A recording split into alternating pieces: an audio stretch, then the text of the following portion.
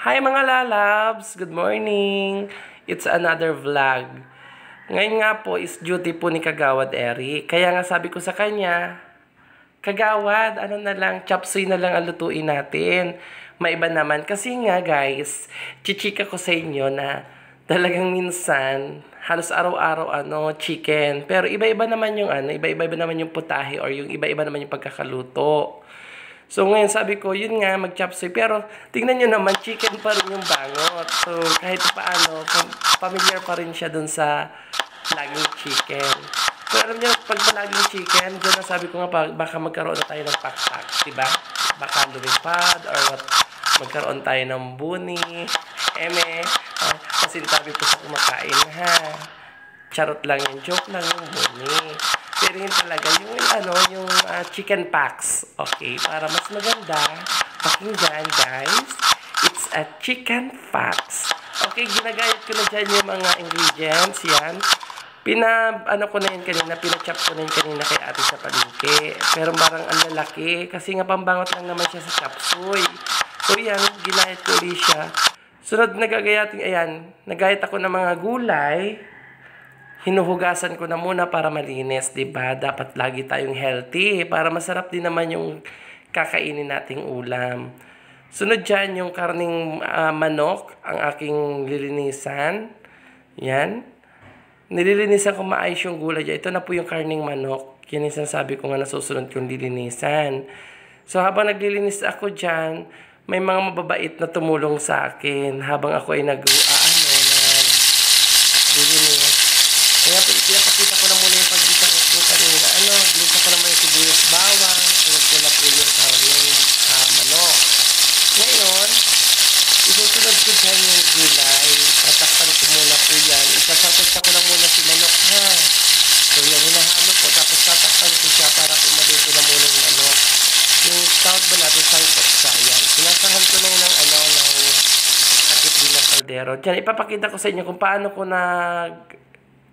igisa kaagad. Ayan po binuksan ko na. Pagka ko niyan, ilalagay ko dyan yung mga gulay. Nilagyan ko rin siya ng paminta. Ayan, nakikita nyo, nilalagyan ko siya ng paminta. Yan yung chika habang nagluluto tayo. Nagluluto ako, ichichika ko sa inyo yung mga ginagawa natin dyan.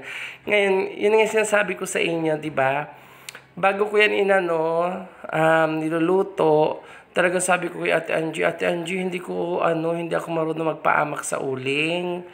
Kasi nga, nasanay ako ng may gaas. Ayun, kanina, papakita ko dyan sa inyo na tutulungan ako dyan ni Ate Angie. Ngayon po, nilalagay ko na dyan yung mga gulay. Yan, lalagyan na natin ng nawasa, guys. Ayan, wala pong measurement yan, ha. Tansya-tansya lang natin yan. O, baka naman sabihin nyo, bakit walang measurement? Tansya lang po kung sakto ba yung sabaw natin dun sa chop suey.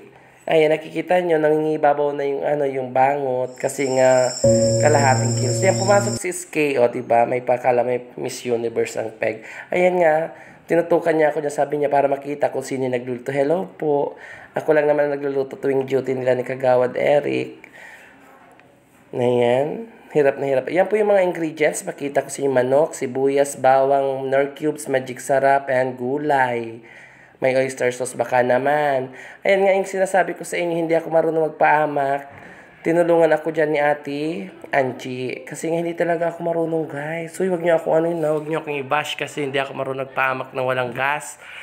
Ayan, tumulong na rin sa kapitana. Tingnan niyo, gulat na gulat yan. O, diba? Gulat na gulat siya. Okay po, yan na yung kanina na tinakpan ko. Yung pagsangkot siya ko. Lalagay ko na po dyan yung nor cubes. Sunod na ilalagay ko dyan is magic sarap. Inubos ko nga pa ng magic sarap para malasa.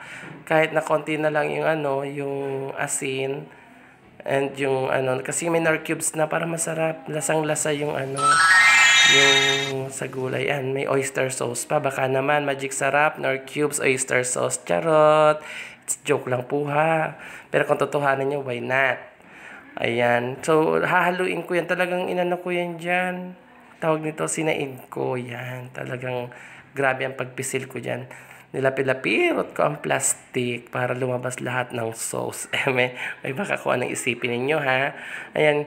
Ngayon, ang ginagawa ko is hinahalo ko na siya para well combined ang mga ingredients. Wow, how well combined. Para ka naman talagang chef. Chefan lang yan, no? Charot. Okay, habang hinahalo ko yan, meron dyan isang bata, yan si SK. Ay, okay? Nilagyan ko, kung makita niyo po, kaunting salt lang. Nilagyan ko ng salt. Then, yung kulay puti na yan, nagtunaw ako ng cornstarch para mas malapot yung sabaw ng ating chop suey. Masarap 'di ba sa chop suey yung malapot-lapot yung sabaw. Pero hindi naman yung masyadong malapot. Talagang katamtaman lang yung ano niya. Katamtaman lang yung kanyang pagkala. Ayan. Habang hinahalo ko, tingnan nyo naman yung batang yan. Yan yung scale namin. Talagang titikim yan. O, para yung kikiligin na. Wow. Thumbs up. Sarap. Kinilig. Okay. Ganyan siya kalapot. Naluto ko na siya, no guys. Yan. Sinet aside ko siya dahil sasaing na ako ng aming kanin for the lunch. Ayan, nakasaing na po ako dyan. Nakapagluto na ako ng kanin. Kakain na kami. Tinawag ko si Kapitana, si Kagawad Betty. Siyempre, ang aming mga kasamaan. Ganyan dapat kasi. Ganyan kami lagi dito sa Barangay Hills. Sabay-sabay kaming kumakain. Mas masarap kumain ng mas marami. Diba? Na makikita nyo, ayan. Ganyan kami. Sabay-sabay kami sa isang lamesa. Thank you po sa panonood. Ay, nakikita nyo dyan, si SK talagang sarap na sarap yan dyan. Okay, hanggang dito na lang muna.